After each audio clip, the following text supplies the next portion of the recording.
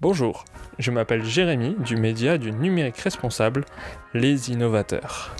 L'audio qui suit correspond à l'enregistrement de notre table ronde intitulée « Passons à l'action pour un numérique plus responsable » à Lyon le 8 juillet 2023.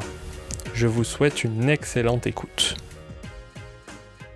Avant de commencer, on pensait faire un petit icebreaker. Donc on va vous demander à tous de vous lever. Promis, dans 5 minutes, tout le monde sera assis. Donc en fait, le principe de cet icebreaker, c'est je vais vous poser des questions, vous donner des informations. Et si jamais la réponse est non, vous allez devoir vous asseoir. Voilà. La première question, c'est qui se définit ou a des sensibilités écologiques ? Ça va. J'avais peur que tout le monde s'assoie à cette première question. Qui achète local ou mange végétarien ? Oh, parfait.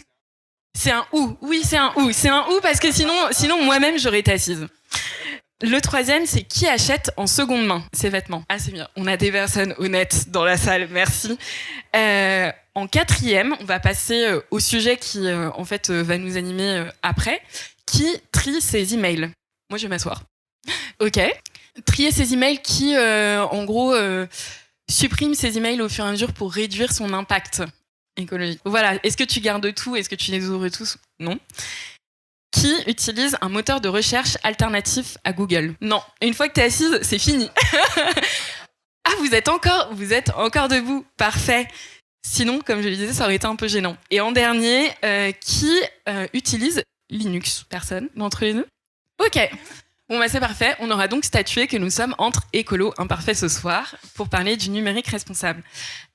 Aujourd'hui, on va parler du livre donc des innovateurs de Jérémy et de Louise, qui touche à justement comment réduire notre impact sur la sphère numérique. On est installé dans les locaux d'Artifarty à Hôtel 71, qui ont été très sympas de nous laisser utiliser le RP. Et Artifarty et Hôtel 71, c'est à la fois un lieu de vie et un incubateur qui accompagne des projets médias, comme celui des innovateurs ou le mien qui s'appelle La Piscine. Pour vous dire quelques mots sur moi, moi je m'appelle Apolline et je suis, comme je disais, une écolo imparfaite. Donc pour être tout à fait honnête, j'ai parfois du mal à me qualifier d'écolo, tellement mes pratiques sont paradoxales. Pour vous donner un exemple, je ne prends plus l'avion depuis quelques années, mais j'ai déjà explosé mon bilan carbone, je pense, pour le reste de ma vie. Je m'habille quasi exclusivement en seconde main, mais j'achète beaucoup trop. J'investis sur des plateformes dans des projets durables. Mais j'assiste tous les ans à la Paris Blockchain Week parce que, tous ces sujets de crypto et d'intelligence artificielle me passionnent. Donc, c'est clair, je suis un désastre écologique et pourtant, ce sujet de la responsabilité numérique m'intéresse beaucoup et me passionne. Mais le souci, c'est que je suis tellement novice, c'est qu'en fait, je ne sais jamais par quel bout prendre la chose. Et c'est pour ça que j'étais super contente quand on s'est rencontrés, qu'on a pu parler de ces sujets-là et de voir que vous avez sorti un livre qui est super didactique pour nous aider justement à modifier tous nos usages sur le net. Et j'ai découvert aussi, grâce à vous, que tout ce qu'il ne faut pas faire, je le fais. Donc, si vous le lisez, attendez-vous à prendre quelques claques. Sachez, Jérémy, c'est pour toi que cette interview a été rédigée à 20% avec l'aide de ChatGPT. Je suis vraiment un désastre. Et donc, pour vous en dire plus cette fois-ci sur le livre s'appelle « Comment réduire l'impact de nos pratiques numériques » et il aborde en fait la transition écologique par le prisme du numérique. Je vous poserai quelques questions dans la première partie de cet entretien pour savoir justement un peu comment vous aviez décidé de choisir d'aborder ce sujet écologique par ce prisme qui est super intangible et donc je trouve d'autant plus difficile à traiter.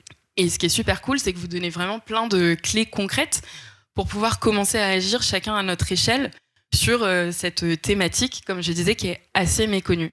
Je conclurai cette introduction qui est assez longue par le fait que vous aviez dit que vous cherchiez quelqu'un pour animer la conversation sans que ce soit académique. Je vais essayer de faire de mon mieux. J'avais prévu de ne pas faire de mauvaises blagues, c'est déjà raté. Bref, si jamais vous avez des questions, n'hésitez pas à les noter sur un papier si vous êtes écolo, sur votre téléphone si vous l'êtes un peu moins. On aura un temps qui sera prévu à la fin pour pouvoir y répondre. Donc dans la première partie, je voulais m'intéresser plus à votre média, les innovateurs, ou les zénos pour les intimes.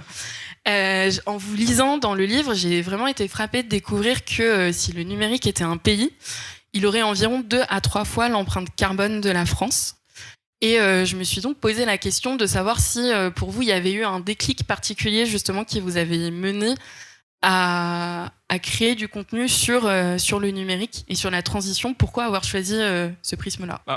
Le déclic, il a été fait lorsqu'il y a eu l'apparition du RGPD. On va partir sur l'académique en fait. Le tableau va apparaître. Sur la partie protection des données personnelles. Donc lorsque l'Union européenne s'est lancée sur cette problématique des GAFAM, donc Facebook, Microsoft, Apple, etc., qui récoltent énormément de données et qui font tout un système de profilage sur nous.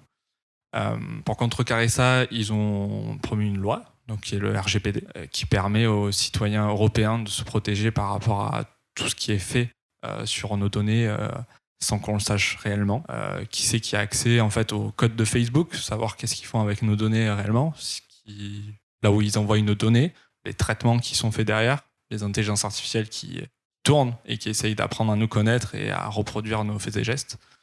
Voilà, c'est vraiment parti de là. Et donc c'est parti de là pour toi ou aussi pour Louise, pour toi c'était la même chose ? Moi, ça s'est fait différemment. En fait, le déclic écologique, on va dire, ça s'est fait lorsque j'ai regardé le film Demain de Cyril Dion et Mélanie Laurent qui était sorti en 2016. Et c'est à peu près la même année où on a décidé d'écrire avec Jérémy. Donc lui, plus sur des thématiques en lien avec son domaine d'activité, à savoir le développement informatique. Et moi, sur on va dire notre transformation en fait au quotidien. Je connais rien à l'écologie, voilà, c'est un chemin et puis je vais commencer à mettre des choses en place pour baisser cet impact parce que je me rends compte qu'il y a des choses qui vont pas du tout, que c'est pas viable, qu'on a un vrai problème de réchauffement climatique, etc. Et quand on a fait notre passage ici à Otage 71 sur le média qu'on avait créé, qui était vraiment composé de ces deux thématiques-là, d'un côté l'écologie et puis de l'autre côté le code informatique, on s'est rendu compte qu'en fait on parlait à deux cibles différentes, que les personnes qui lisaient mes articles ne lisaient pas les siens, que c'était pas forcément très cohérent et qu'en revanche il y avait un vrai sujet d'actualité et surtout d'avenir à la croisée de ces deux thématiques qui est donc le numérique responsable. C'est comme ça que ça a... Ok, merci beaucoup pour la réponse. Vous m'avez un peu ôté les mots de la bouche parce que je sais que vous fêtez votre 7e anniversaire cette année et je me demandais justement comment votre vision de l'écologie et du numérique avait pu évoluer au fur et à mesure de ce développement-là. Peut-être une question peut-être un peu plus pour toi, comme tu n'étais pas forcément spécialiste du sujet. Moi, je me suis rendu compte en fait qu'il y avait différents impacts qui étaient invisibles, qu'on avait l'impression en fait que le numérique s'était dématérialisé. Et ça, c'est un élément qui est vraiment extrêmement faux. On n'a même plus besoin aujourd'hui de raccorder notre ordinateur avec un câble Ethernet pour pouvoir se connecter. Tout se fait avec des ondes, avec de la Wi-Fi, avec des données mobiles. On ne se rend pas compte que derrière, il y a des serveurs qui tournent 24 heures sur 24. Il y a des câbles sous-marins qui permettent de faire circuler les données sur l'ensemble du globe. Nous, on est avec notre smartphone tout léger dans la poche et on a vraiment du mal à imaginer tout ce qu'il y a derrière. Et puis aussi, au-delà de ça, il y a la question des usages, c'est-à-dire que faire un clic, mettre un like sur une publication, lancer une recherche sur un moteur de recherche, ça a un coût, ça a un poids. Et ça, c'est vraiment quelque chose dont j'ai pu prendre conscience en fait, en lançant ce média, en faisant quand même pas mal de recherches pour qu'on puisse écrire nos articles. Et puis aussi au contact de Jérémy, qui était quand même plus sensibilisé que moi à ces questions spécifiques. Et est-ce que vous auriez peut-être d'autres données à nous partager ? Tu parlais de poids d'un clic, d'un like ou peut-être d'un mail. Est-ce que vous auriez des données qui seraient peut-être qui nous aideraient à rendre plus tangible cet impact du numérique dans notre quotidien ? Il y a le journaliste Guillaume Pietron qui a sorti un livre sur le sujet qui s'appelle Au bout d'un clic, où il explique qu'un post Instagram correspond à 2 heures d'une ampoule allumée. Donc c'est équivalent pour vraiment se rendre compte de l'impact. Après, encore une fois, il y a vraiment cette question de transparence envers les entreprises où ils vont pas nous laisser l'accès à la consommation des serveurs. La quantité d'eau utilisée pour refroidir ces machines-là qui tournent à fond. Donc c'est encore une fois des estimations. Lui, il a fait vraiment toute une enquête pour voir aussi les impacts en termes de ressources, les minéraux, enfin tout ce qu'il faut faire pour construire les machines, les serveurs qui sont cachés un peu partout sur le globe. Et voilà. Ça fait... Ok. Oui, donc c'est un peu comme si dans l'industrie de la mode, on parle pas mal des coûts cachés de la production. Il peut y avoir aussi des coûts cachés pour, par exemple, la construction d'un téléphone ou la construction d'un ordinateur. Ok. Et est-ce que tu aurais peut-être une donnée justement à nous partager sur cet impact du matériel? Par exemple, pour un PC portable de 2 kg, il faut 800 kg de matières premières. Ok. Ce qui correspond à 2 voitures Citroën Ami, les petites voitures sans permis. Donc c'est assez énorme comme ressource de base. Ensuite, il faut des tonnes d'eau, beaucoup de traitements chimiques pour façonner ces minéraux-là et que ça rentre dans l'ordinateur et que tout soit interconnecté, qu'il y ait des transmissions assez rapides. Surtout que nos services sont de plus en plus lourds.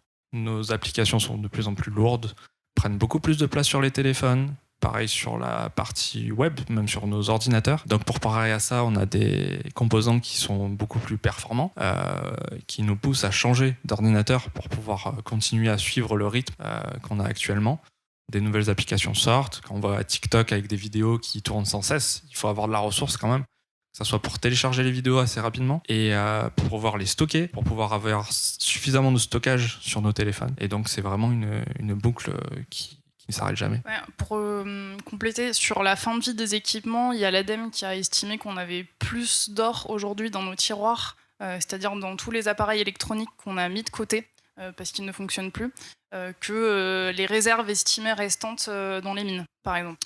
Aussi le fait que les téléphones portables soient le plus durable possible, c'est important. Enfin, téléphone portable et équipement électronique, c'est vraiment important, d'autant plus qu'à l'heure d'aujourd'hui, on sait très mal recycler tous ces petits composants. On sait que c'est des mines d'or, mais on sait aussi que ça va être extrêmement complexe d'aller séparer tous ces matériaux qui sont imbriqués et miniaturisés pour revaloriser en fait tout ce qui a été mis dedans. L'importance de vraiment les faire durer. Ok. Oui, c'est super, super clair et super intéressant. J'avais prévu la question que je vais vous poser plus tard, mais elle rentre bien dans le contexte. J'ai l'impression qu'en vous écoutant, que en fait, tout se situe aussi dans, j'allais dire, un slow numérique, mais réduire. C'est vraiment essayer de ralentir le progrès, ce qui est un peu paradoxal avec le côté fuite en avant qu'on a continuellement. Jérémy, tu as lu mes questions avant d'arriver, donc tu sais ce que je vais dire. Mais pour les personnes qui ne sauraient pas, dans quelques semaines se tient un salon qui s'appelle Vivatech, qui est un peu la référence française en termes de technologie et d'innovation. Il y a énormément de très gros noms de speakers qui ont été annoncés ces dernières semaines. Donc, je crois qu'il y a Bernard Arnault qui va venir. Il y a des représentants d'Amazon qui seront présents aussi. Et le dernier speaker à avoir été annoncé à midi aujourd'hui, c'est Elon Musk, donc qui est un peu connu, beaucoup connu pour avoir créé Tesla, Neuralink, avoir énormément de parts dans OpenAI et donc ChatGPT, et qui est en fait un fervent défenseur de ce côté un peu technocentré et de se dire qu'on va tout résoudre par la tech. Vous, quel serait un peu votre avis par rapport à ça et comment on pourrait arriver justement à faire infuser ce besoin de ralentir dans un monde où tout semble s'accélérer? C'est vrai que je te rejoins sur le côté fuite en avant. Je pense qu'on a tous été peut-être impressionnés par le nombre de publicités qui nous incitent à changer de téléphone, le nouveau smartphone à 1 € dans le cadre d'un forfait. Voilà, c'est vrai que cette obsolescence psychologique, on va dire, qui est causée par un effet de mode, c'est vraiment une réalité. On a tous changé nos équipements bien plus vite qu'on aurait dû le faire.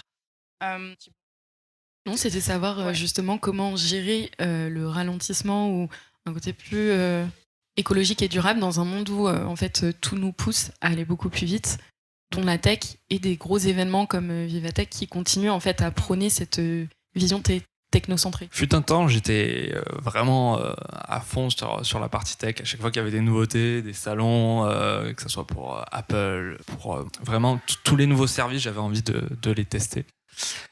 jusqu'au jour où il y a eu ce déclic-là. Et j'ai l'impression qu'il y a de plus en plus de personnes qui ont quand même ce déclic-là. Même si voilà, on aimerait avoir plus de salles remplies sur ces questions-là, qu'il y a un peu plus de débat public autour du numérique. Le fait est qu'il y a quand même une partie de la population qui commence à se poser des questions. Quand on voit même sur la partie impact écologique général, sur la seconde main, comme tu le disais, sur le réchauffement climatique avec les températures qu'on a, il y a certes encore une partie qui n'est pas d'accord avec tout ça. Mais je trouve que ça avance quand même dans le bon sens. Après, il y a certes les nouveautés technologiques, où c'est dur de lutter. Moi-même, ça a été compliqué quand il y a eu les intelligences artificielles qui sont débarquées avec ChatGPT et Midjourney de ne pas aller les tester. C'était vraiment dur. Je les ai testés. Pour vraiment trouver aussi ce qu'il y avait comme impact, les problématiques qu'il y avait derrière. Après, il y a toujours la question de lutter face à la concurrence quand on est dans la partie travail. De se dire, les autres l'utilisent, comment moi je peux faire si je suis vraiment dans tout ce qui est écologique, essayer d'être sobre sur mes usages, c'est vraiment pas évident. On le voit dans nos conférences, quand on les fait, on a toujours cette problématique-là avec les autres le font. Nous, si on le fait pas, on va pas être visible. Voilà. Sauf que si on continue vraiment dans cette lancée-là, au bout d'un moment, on va arriver à un mur où en fait, on n'aura plus de ressources. Il va falloir bricoler avec vraiment pas grand-chose parce qu'on est vraiment dans cette conception toujours minimale d'optimiser à ce que ça soit plus léger, encore plus dématérialisé, etc. Il va y avoir une guerre des coûts. Là, on le voit aussi avec la consommation d'eau, avec des refus sur des data centers, par exemple avec Facebook en Espagne. Peut-être qu'ils vont commencer à se prendre eux aussi des murs, vraiment en termes de blocage réel. C'est-à-dire qu'on a besoin d'eau pour l'agriculture, on a besoin pour s'alimenter, s'hydrater, etc. Ça, vous le savez très bien. Mais voilà, peut-être qu'ils vont commencer à vraiment avoir des soucis financiers. Alors certes, ils ont déjà pas mal d'argent, voilà.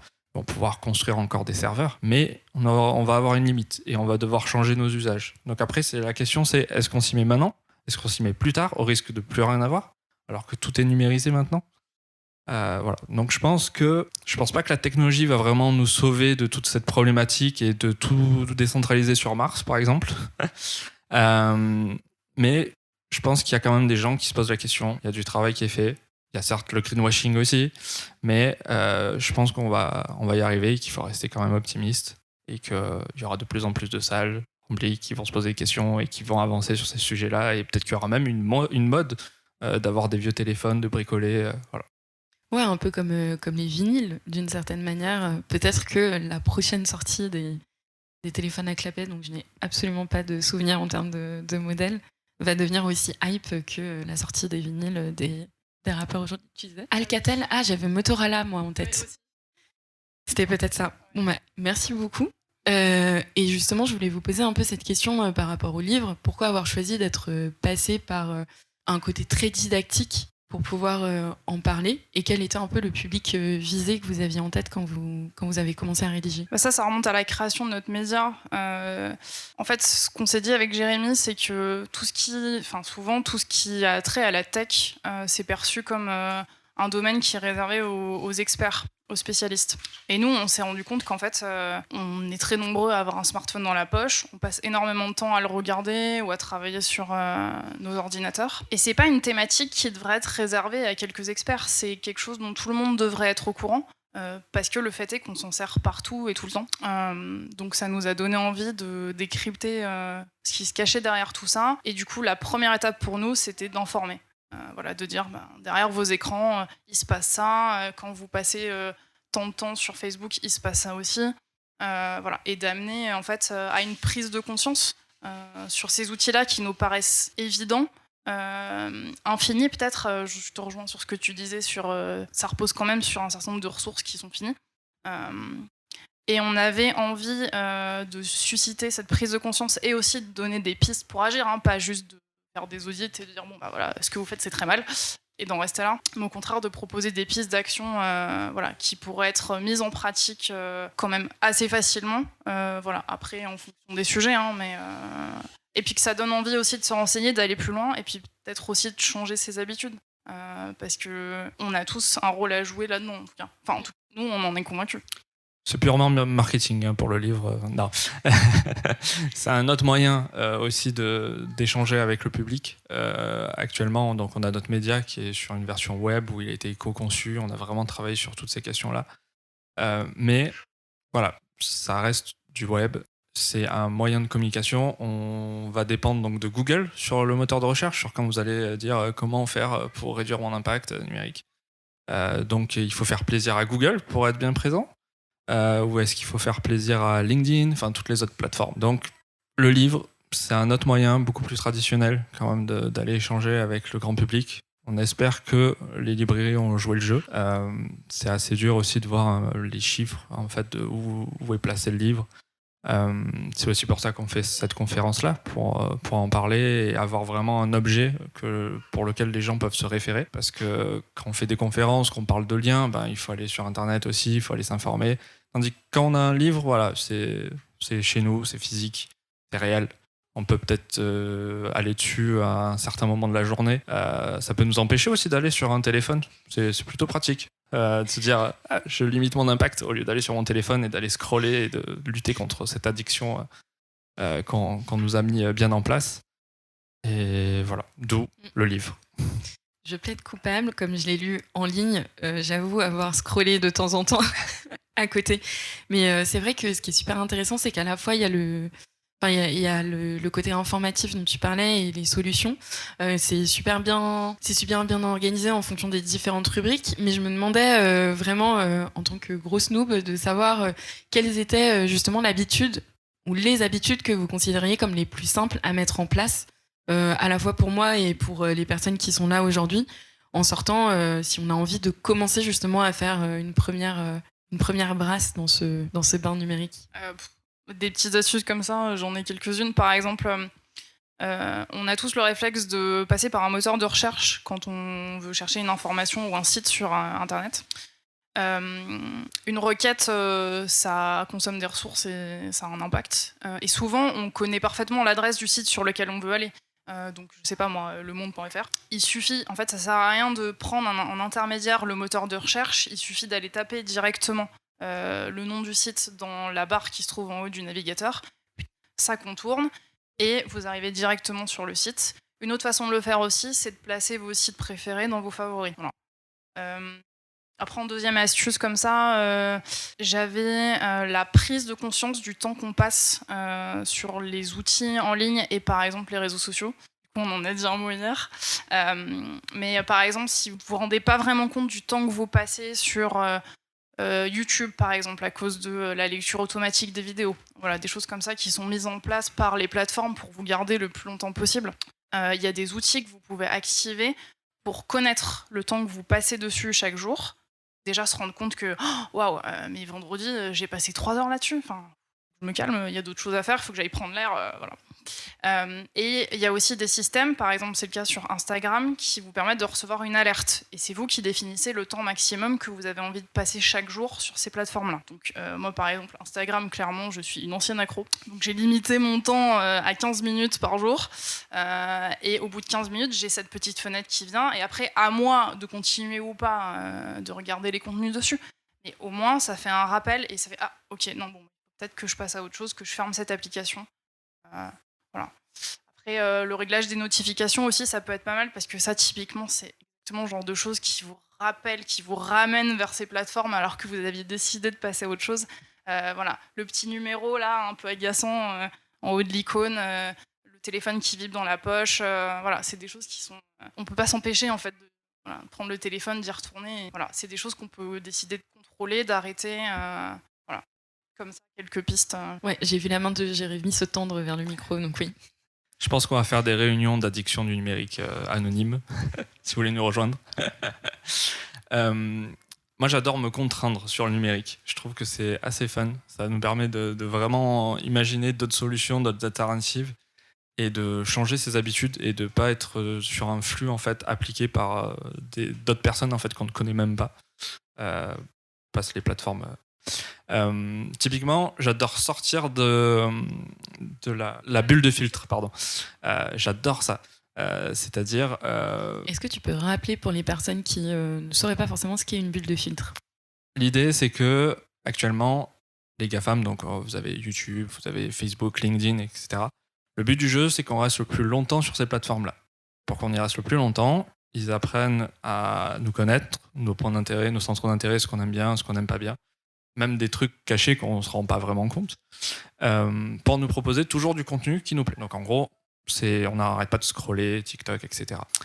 Et donc on se retrouve dans une bulle de filtre. On se retrouve sur du contenu qu'on aime bien. On reste vraiment dans nos propres opinions et on n'a pas un échange avec d'autres personnes qui pensent autrement. Et on est persuadé enfin, pas persuadé pour tout le monde quand même, mais on peut laisser penser que tout le monde a la même opinion que nous.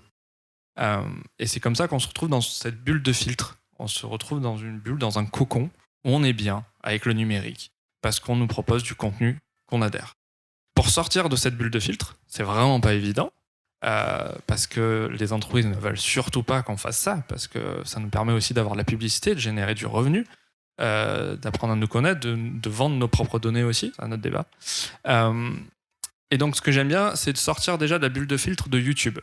Donc ça, pour le coup, vous avez des applications alternatives. Il y en a une qu'on présente dans le livre, on vous explique vraiment comment l'installer. Et c'est génial d'avoir une autre utilisation. C'est un peu comme un genre pas de darknet non plus, enfin de côté alternatif du web, comme on peut le constater. Mais on a vraiment une vision de YouTube qui est complètement différente parce qu'en fait, elle ne sait pas qu'est-ce qu'on aime bien. En fait, elle ne connaît rien de nous.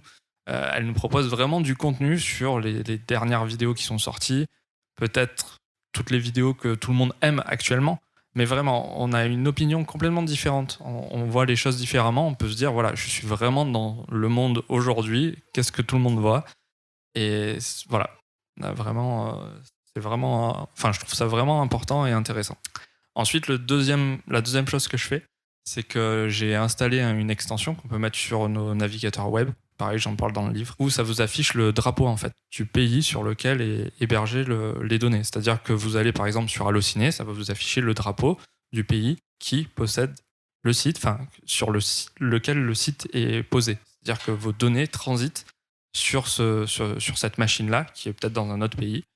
Vous avez par exemple la page d'accueil des impôts, qui est aux États-Unis. Donc en fait, tous les Français se connectent dessus. Ça fait des transactions vers les États-Unis. Voilà, ça envoie plein de données, ça envoie dans les deux sens. Ça fait plein de kilomètres de données, ça a un bon impact. Voilà, et de me dire, voilà, il y a des sites qui sont à l'étranger, et je peux me dire, ah, attention, il y a peut-être un petit souci. Et donc, trouver des alternatives à ces sites-là, ça aussi, c'est vachement intéressant, et ça nous permet de changer nos habitudes et de découvrir un autre web. Je t'interromps, mais du coup, est-ce que tu peux nous donner le nom de cette extension dont tu parles ? FlagFox pour Firefox. Parce qu'il n'y a que Firefox en navigateur. Chrome n'existe pas.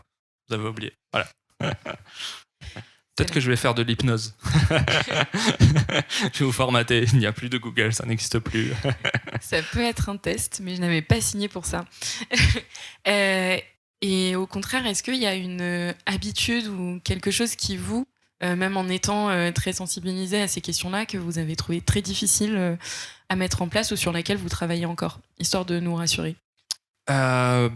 Typiquement, quand on anime des formations, on a le problème de faire des sondages, enfin poser des questions vraiment sur la vie des personnes, sur là où ils ont des soucis, qu'ils ont besoin qu'on les aide.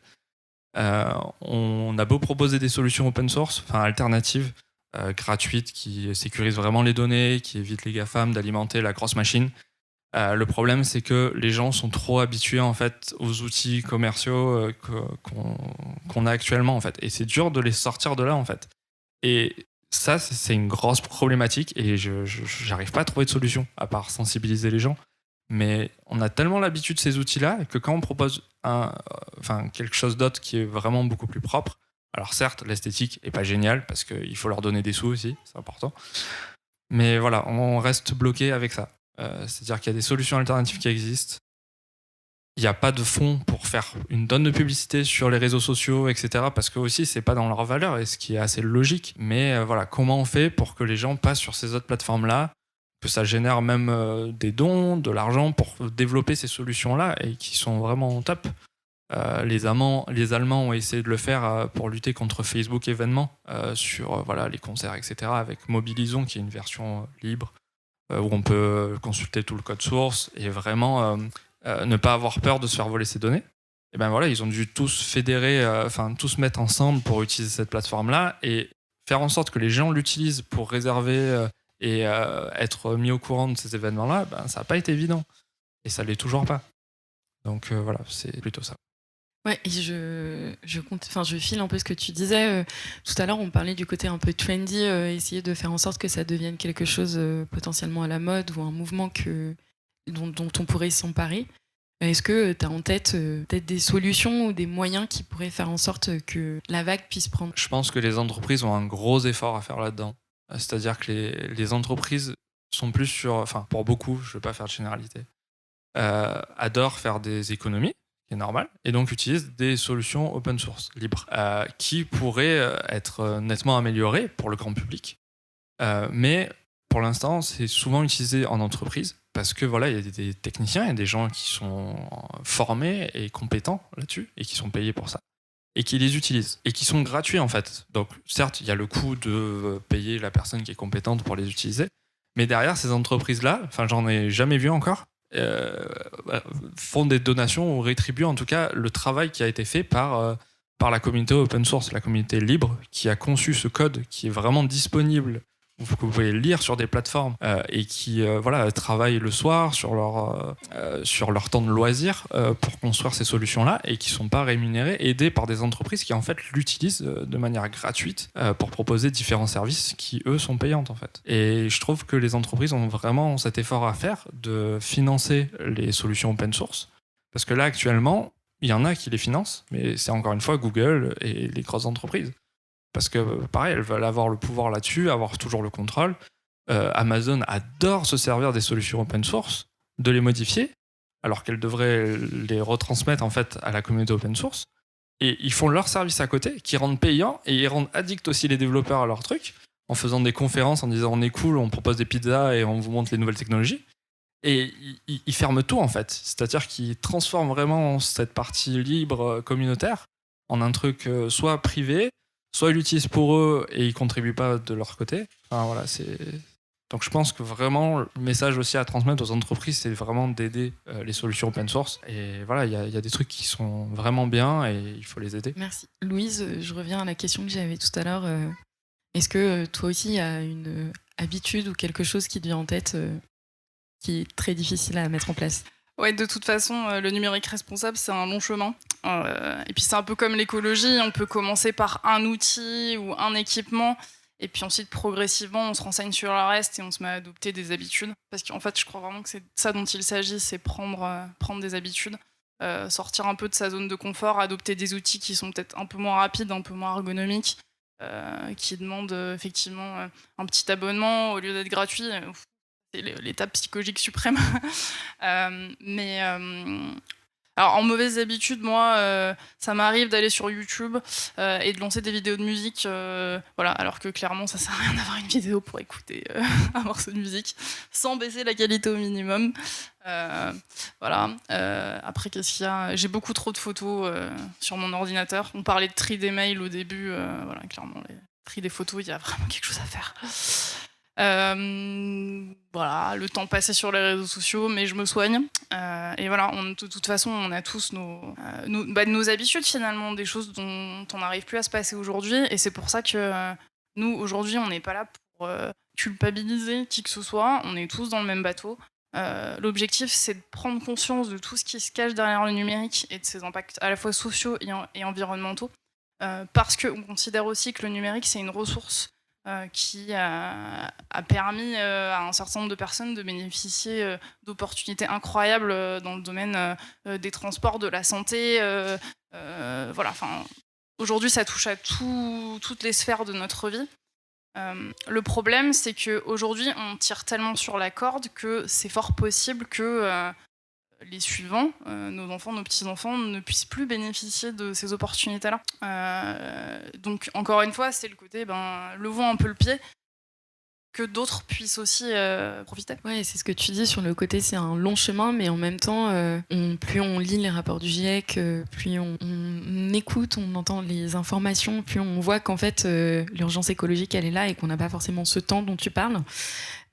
Comment on peut arriver à sensibiliser les gens et faire en sorte qu'on puisse passer à l'action de la manière la plus rapide possible, sachant qu'en fait, on n'a plus ce temps. C'est bien toute notre problématique. Après, la métaphore que j'utilise, c'est le fait de semer des graines. En fait, ce qu'on fait là tous ensemble aujourd'hui, Moi, je considère que voilà, on sème des graines, on fait des conférences, on écrit un livre parmi des milliers qui sortent tous les ans. On espère que ce sera lu, entendu, repris, testé, appliqué, adopté. Voilà, c'est comme ça qu'on conçoit les choses. Jérémy a raison sur le fait que bon, là, on parle de particulier à particulier. Il faut aussi que les entreprises commencent à se poser la question. Et donc, à nous aussi de réfléchir à la façon dont on peut parler, bien sûr. Si vous avez des questions, on en parle. Voilà. C'était par rapport à l'urgence écologique. Et savoir comment on pouvait faire. Et je te pose une question supplémentaire. On parle beaucoup ici des projets écocides. Je pense notamment au projet ACOP de Total. Mais est-ce que ça existe aussi dans l'univers numérique ? Pour le numérique, il y a des associations qui travaillent vraiment sur la partie réduction d'impact du numérique. Mais on n'est pas médiatisé. Enfin, il n'y a pas de truc avec... voilà. Enfin, si, quand il y a des hackers qui essayent de bloquer des sites, mais c'est plus dans le domaine de la guerre, avec... voilà, ils ont bloqué tel site de tel ministre, etc. Mais ouais, on n'est pas vraiment affiché. Peut-être qu'il n'y a pas suffisamment d'opérations coup de poing, etc. en mode numérique. Voilà. Après, sur comment agir... on va dire rapidement, vous pouvez adhérer à notre association et faire aussi des formations. On peut vous donner des PowerPoint et... mais voilà, on pense aussi que, comme l'a dit Louise, que c'est en faisant des conférences, en semant des graines, merci d'être là aussi, qu'on avancera et qu'on pourra agir. Oui, le sens de ma question, j'ai du mal à formuler sur les projets écocides, c'était savoir s'il y avait aussi des projets qui étaient énormément nocifs pour l'environnement, qui avaient été créés, un peu de l'ampleur justement de ceux que pouvait avoir Total en mode bombe climatique, dans le numérique.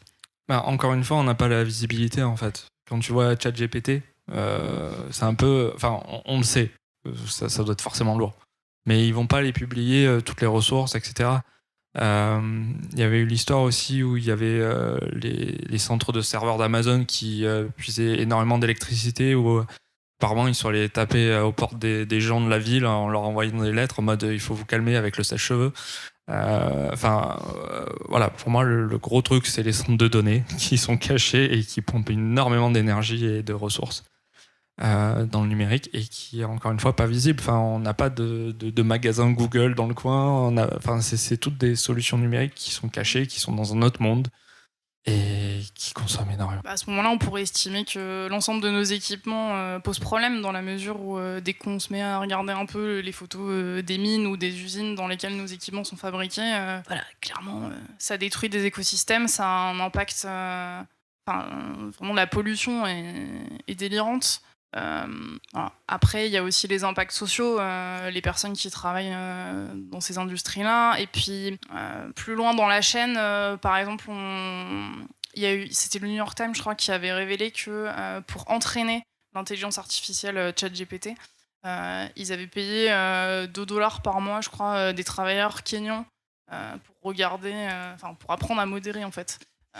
Pour modérer des images ou des propos vraiment horribles. Et il y a une exploitation comme ça sur ce qu'on appelle ça les travailleurs du clic, pour entraîner un certain nombre d'outils dont on se sert aujourd'hui et qui font des micro-tâches comme ça et qui sont très peu payés ou alors pas payés du tout. Voilà. Avec par exemple des intermédiaires comme la plateforme Amazon Mechanical Turk. Juste... Vous allez sur le site, vraiment, ça m'avait fait péter un câble, hein, clairement. Voilà. Ouais, c'est toutes les questions ici de rapport nord-sud, de domination. Et je me souviens, j'avais vu passer aussi des articles dans le New York Times qui expliquaient que ces travailleurs kenyans dont tu parlais s'étaient syndiqués et que ça avait fait énormément de scandales aux États-Unis parce que justement la main-d'œuvre commençait à se rebeller et que ça allait plus être aussi facile de pouvoir les exploiter.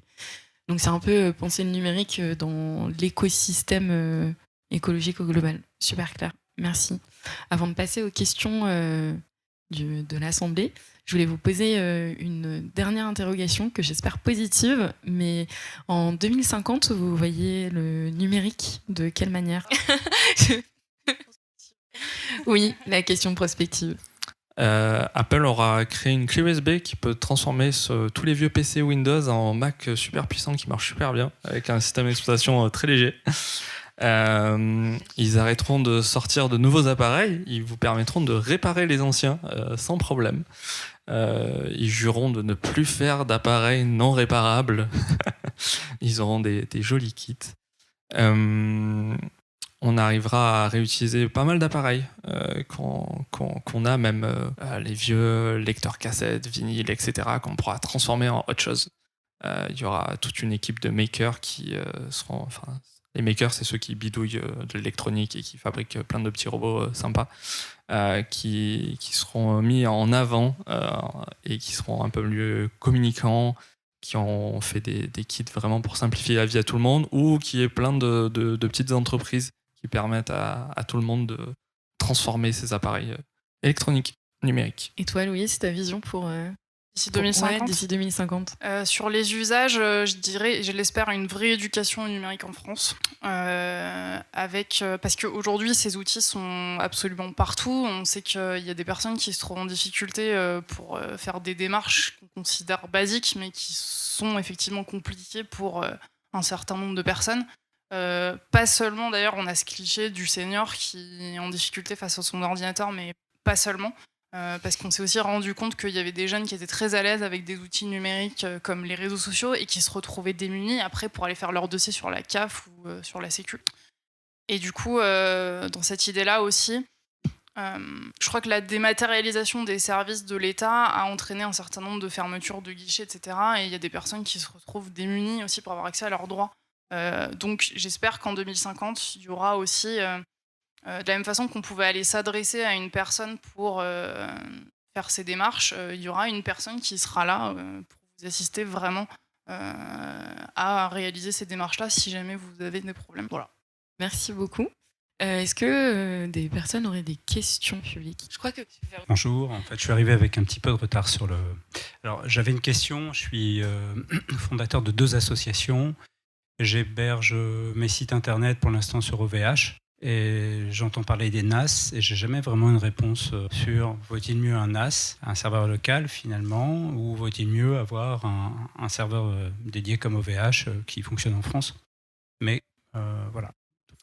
Il y a une grosse question d'échelle, c'est-à-dire est-ce que ces sites-là sont très utilisés, très vus ? Est-ce qu'il y a une grosse communauté de visiteurs ? Non. Ok. Pas pour l'instant. Ok. Pour être vraiment le plus éco-conçu et le plus léger, il y a le Raspberry, donc c'est un genre d'ordinateur de la taille d'une carte bleue. Donc voilà, ça c'est le plus léger. Et ça permet aussi de vérifier que son site est bien léger. C'est un bon test. Grandeur nature, vraiment. Notre site, par exemple, pour les innovateurs, on a réussi à le mettre dessus avec tous les articles et de le transformer en borne Wi-Fi, c'est-à-dire que s'il y a des gens qui veulent consulter le site sans passer par la 4G ou la Wi-Fi, etc., se connectent en Wi-Fi sur le Raspberry et ont directement accès aux différents articles qui sont stockés dessus. Et donc ça, c'est super aussi pour éviter de faire plein de transferts de requêtes sur le serveur qu'on a distant qui est auprès de Ikula, qui est notre partenaire sur la partie serveur web et qui est aussi hébergé en France. Et donc si on passe sur une échelle beaucoup plus grande, qu'on a beaucoup plus de visiteurs, je conseille pas le NAS sur l'étape intermédiaire, parce que le NAS, on va plus l'utiliser sur de la sauvegarde. Donc le NAS, c'est un genre de mini-ordinateur qu'on peut brancher chez soi ou même dans son entreprise, où on a souvent 2 disques durs, par exemple, où on va stocker des informations, ça va être copié automatiquement. Enfin, c'est vraiment un genre de coffre-fort numérique qu'on peut avoir chez soi, ce qui est beaucoup mieux que du Google Drive ou ce genre de plateforme-là. Et donc, on peut effectivement héberger un site, mais les ressources qu'il y a sur ces petites machines ne sont pas faites pour faire de la gestion de site web. Et donc après, quand on a vraiment pas mal de visiteurs, c'est bien d'avoir son, on va dire, serveur mutualisé. C'est mieux puisqu'on est vraiment tous sur une machine et donc il y a un partage de ressources. Après, encore une fois, on ne sait pas trop sur qui on va tomber sur le serveur. Il y a des gens qui font vraiment des choses qui demandent beaucoup de ressources, typiquement beaucoup d'envois de mails, du spam, etc. Et donc on peut se retrouver avec une machine qui est vraiment mal utilisée alors que notre site est vraiment tip-top et il va être endommagé. Et donc après, il y a le serveur dédié, donc c'est vraiment d'avoir sa propre machine, d'avoir des ressources assez minimales, pas beaucoup de processeurs, de CPU, de mémoire, etc. C'est ce qu'on a nous. Et bien évidemment, de les héberger en France pour vraiment avoir une distance réduite entre les visiteurs qui vont visiter notre site et de ne pas l'avoir hébergé par exemple aux États-Unis, ce qui est le pire des choses à faire, surtout si on a des visiteurs français. Et de s'assurer que l'entreprise, elle héberge vraiment ses serveurs dans l'Union européenne. Parce qu'avec OVH, il y a quand même cette problématique où on n'est pas encore vraiment sûr, puisqu'ils ont une part de marché aux USA avec le Canada, où il y a l'histoire du Cloud Act, qui permet aux États-Unis, s'ils le souhaitent, d'aller récupérer des données, même sur des serveurs qui sont en France, parce que c'est une entreprise qui a des serveurs aux États-Unis. Et voilà, c'est là où il y a un peu ce blocage-là avec l'Union européenne qui essaye de lutter sur la protection des données personnelles, mais ils ont ce Cloud Act-là qui bloque, et qui dit qu'à partir du moment qu'une entreprise a son activité aux États-Unis, ils peuvent aller piocher dans les données de leur serveur. À chacun peut-être de vérifier qu'en fonction de sa localité, qu'il s'assure d'avoir un serveur local, de manière à ce que les gens plus en proximité puissent... Bien sûr. Alors, sachant que c'est pas interdit aussi d'aller voir des sites aux États-Unis, mais voilà, au moins d'avoir cette logique. Merci. Tout d'abord, merci pour les interventions, c'était super intéressant. Je crois que vous citiez Guillaume Pitron tout à l'heure. Moi, je me suis pris un de ses livres récemment, c'est La guerre des métaux rares, et où dedans, il explique clairement que tout le côté électrique de l'automobile, toutes ces productions se font à l'autre bout du monde, comme vous le disiez super bien, et que nous, on arrive avec notre regard très pur dessus, comme quoi l'électrique, c'est bien mieux que tout ce qui est pétrolier, etc. etc. Et moi, je me pose la question, notamment sur la téléphonie. Sur le téléphone, j'ai une grosse consommation de téléphone que je casse très régulièrement. Et j'ai l'impression qu'à côté de ça, c'est quand même hyper compliqué de se procurer des produits ou des téléphones qui ont été produits de manière un peu plus neutre. Je crois qu'il y avait une marque qui s'appelait Fairphone il n'y a pas trop longtemps. Et je trouve que les coûts pour ces téléphones-là, ils sont assez exorbitants. Et que la chaîne de production, en fait, de ce marché un peu plus propre, on va dire, elle est intouchable pour une grosse partie de la population qui ne peut pas se le procurer, quoi. Donc moi, je suis curieux de savoir ce que vous conseillez sans que vous me sortiez un tips comme ça de il faut acheter tel téléphone, mais j'ai l'impression que cette chaîne de production, elle est assez inaccessible quand même si on veut consommer un peu mieux, quoi. Ouais, Fairphone, c'est effectivement une des marques qu'on cite dans le livre comme étant, on va dire, enfin, ils ont mené une réflexion notamment autour de l'extraction des métaux qui composent leur téléphone et aussi de la réparabilité. Voilà, parce que ce qu'ils te proposent, c'est de remplacer un composant qui est cassé ou alors de le faire évoluer. Par exemple, si tu as envie d'avoir un meilleur appareil photo, tu peux acheter le composant spécifique, voilà, pour venir le remplacer sur ton téléphone. Ça sera en gros une des premières marques qui permet vraiment qui donne accès à la réparation sur ces outils, contrairement à tout ce qu'on a ensemble. Oui, parce que c'est vrai que la plupart des marques, en termes de réparabilité, c'est compliqué. T'as entendu parler de l'indice de réparabilité ? Ok, c'est un score qui a été mis en place en janvier, si je dis pas de bêtises. Ça a été rendu obligatoire par la loi française sur 5 catégories d'équipements, dont les smartphones et les ordinateurs. Et ça prend la forme d'une petite molette avec une note à côté de 0 à 10. Et il y a des sites comme par exemple iFixit, un site qui propose des kits de réparation américains. C'est un site américain qui propose des kits de réparation pour des appareils électroniques. Qui a fait des classements comme ça en fonction de la réparabilité des appareils. Et par exemple, tu te rends compte que Apple c'était quoi les pires ? Oui, bon, enfin Apple, clairement, ça fait partie des pires, notamment parce que il y avait le Microsoft, la Surface ou quelque chose comme ça, qui était à 0. Ouais, oui, pardon, je suis en train de te parler des ordinateurs, mais tout ça pour te dire que les fabricants ont pris la mauvaise habitude de souder ou de coller entre eux les composants. Aujourd'hui, tu as des batteries qui, voilà, tu peux plus les détacher comme avant pour les remplacer simplement. Tu as des coques qui sont collées au lieu d'être vissées. Enfin, clairement, c'est la galère pour réparer. Donc, Fairphone, pour le coup, c'est un bon exemple on offre à nos clients la possibilité de venir réparer eux-mêmes les composants cassés sans avoir à changer l'intégralité de l'appareil parce que l'écran est défaillant, par exemple. Après, il y a encore cette problématique d'usage. En fait, on est tellement habitué à Android, à iOS, etc., à leur gamme de prix et à comment ils sont construits. Les iPhones et les téléphones de Google, etc., ils sont assez légers. Donc, c'est vraiment une question de miniaturiser les composants, de faire tout coller, etc. Ce qui fait que quand il y a des gens qui font la démarche d'acheter des Fairphone, ils se disent mais il est super lourd. Et c'est les avis médiatiques qu'on a eu en fait. Il y a eu des tests. Alors certes, ils ont réussi à être mis en avant parce qu'ils doivent avoir une grosse équipe de communication. Mais voilà, le premier truc, ça a été, point négatif, il est lourd. Pour le réparer, voilà.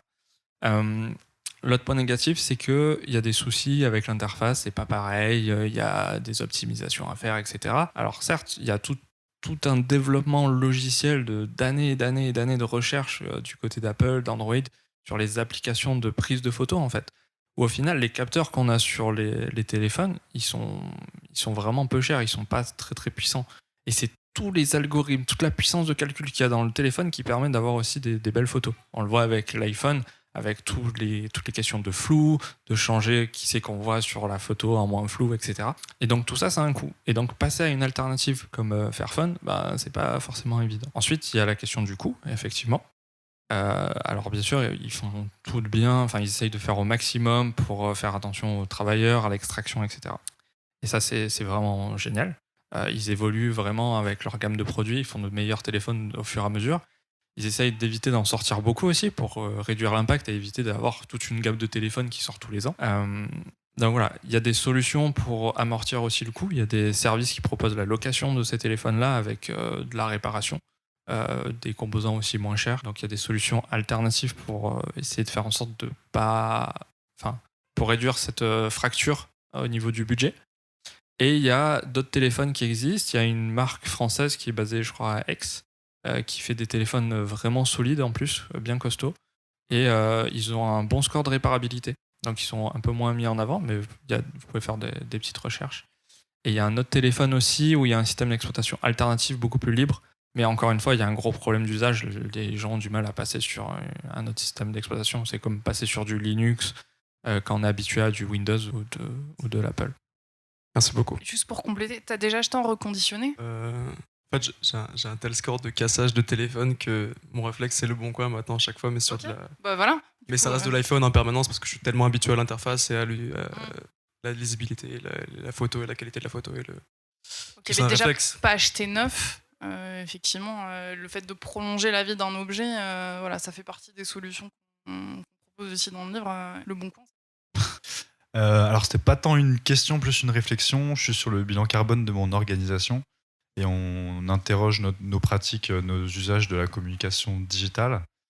Et en fait, c'est très difficile de mesurer l'impact d'une communication, d'un post. Une fois que c'est parti de nos serveurs, une fois que c'est en ligne, on peut pas savoir en fonction de la qualité avec laquelle c'est lu, le device sur lequel c'est lu. Donc voilà, il y a plein de choses qu'on n'arrive pas vraiment à mesurer. La seule donnée qu'on pourrait avoir éventuellement, c'est la donnée de base, enfin le poids de base d'une vidéo. Voilà, est-ce que vous aurez éventuellement des pistes de réflexion pour réussir à mesurer efficacement l'impact d'une publication Là, tu soulignes l'un des problèmes qu'on a quand on fait des recherches, parce que d'ailleurs, c'est l'une des premières questions que tu nous as posées, Apolline, c'est est-ce que vous avez des chiffres ? Parce qu'effectivement, le chiffre, ça marque. Voilà. Dans ce domaine-là du numérique, c'est, comme tu le soulignes, c'est compliqué d'en avoir qui soit fiable. Donc on en revient à la question de la transparence des organisations comme les grands sites, les grandes plateformes, ceux qui gèrent les fournisseurs d'accès à Internet, tous ceux qui sont capables de mesurer les flux. Voilà. Après, j'ai participé récemment à une table ronde sur ces sujets-là et il y avait un mec d'une agence qui s'appelle 55. Est-ce que ça te parle ? Ok. Enfin, ils ont sorti, je crois qu'ils s'occupent des histoires de big data et ils se sont posé la question du coût des campagnes et ils ont sorti un rapport sur le coût global comme ça d'une campagne sur un réseau social. Donc eux, ils ont mesuré, ils ont compté aussi tout ce qui était production, c'est-à-dire le tournage d'une vidéo, le transport du camion avec la caméra, etc. Ils ont essayé d'avoir une approche globale. Et puis ensuite, derrière, tout ce que ça coûtait de passer par les réseaux sociaux. Donc, moi, c'est quelque chose que je peux te partager et peut-être que ça pourra t'éclairer là-dessus. Après, pour ça, on peut faire des calculs d'estimation, que ça soit sur... encore une fois, ça dépend le type de communication. Si on est sur une newsletter, donc un envoi de mail massif, on a le nombre de destinataires. Donc après, on peut calculer en termes d'impact, c'est-à-dire de distance serveur. C'est-à-dire que si on a plein de Outlook, plein de Microsoft, etc., on peut faire des estimations sur vers quel serveur ça va. On a des questions d'adresse. Donc on peut faire des estimations d'impact sur le volume qui a été envoyé, après sur la lecture aussi, là où c'est un peu plus flou, c'est sur la sauvegarde, c'est-à-dire que Outlook, on ne sait pas sur combien de serveurs ils vont répliquer l'information, au cas où s'il y a un serveur qui tombe, qui crame comme il y a eu avec OVH par exemple. Ils sont obligés de faire plusieurs copies, il y a cet impact-là, donc on peut faire des multiples en fait, des estimations, des probabilités. Et voilà. Ouais. Nous, c'était plus sur de la vidéo notamment. Donc tout ce qui est d'abord upload sur YouTube pour pouvoir après partager sur les réseaux. Ok. Donc effectivement, c'est pas du tout transparent et il faudrait éventuellement un facteur d'émission carbone par plateforme, par durée de vidéo, des choses comme ça, mais c'est très difficile. Juste pour YouTube, oui, c'est un peu le pire en termes d'impact parce que Google a une force de frappe assez impressionnante sur leur serveur. Et donc, ils font pas du tout d'efforts sur l'éco-conception. Typiquement, quand on copie le lien d'une vidéo YouTube et qu'on le met sur son site, il y a plein de trackers. Enfin, c'est vraiment, vraiment très, très moche. Et pareil sur YouTube. Mais en fait, c'est rapide parce qu'ils ont des gros serveurs qui peuvent envoyer beaucoup de flux vidéo. Et on n'a pas vraiment l'impression d'avoir beaucoup d'impact là-dessus parce que ça marche super rapidement. Parce que ça, c'est un des principaux arguments qu'on donne. C'est si un site est lent, ça veut dire qu'il est aussi assez gourmand. Mais il y a une question de matériel en fait. Si on a vraiment un bon matériel, un bon câblage, ça marche super bien. Google détient aussi pas mal de tuyaux aussi à travers. Bref. Donc on peut faire un petit peu des calculs aussi sur les serveurs en fonction de là où c'est lu, parce qu'on peut savoir dans les stats YouTube un petit peu la population, puisque Google arrive très bien à traquer les gens. Même si les gens peuvent utiliser des VPN, enfin voilà, il y a plein d'autres trucs en jeu. Mais on peut faire des estimations sur vraiment la localisation, le nombre de personnes qui ont vu la vidéo sur un temps donné. Mais ça sera encore une fois des approximations et je pense pas que Google est prêt à diffuser ça. Ils préfèrent diffuser qu'ils ont des panneaux solaires un peu de partout et qui alimentent leur serveur en électricité renouvelable. Après, tu as quand même des leviers en ce qui concerne la vidéo. Par exemple, dans l'idéal, si tu peux au moment d'uploader ta vidéo, si tu peux brancher ton ordinateur avec un câble Ethernet au lieu d'envoyer ta vidéo en Wi-Fi ou encore pire avec les données mobiles, voilà, ça va baisser ton impact.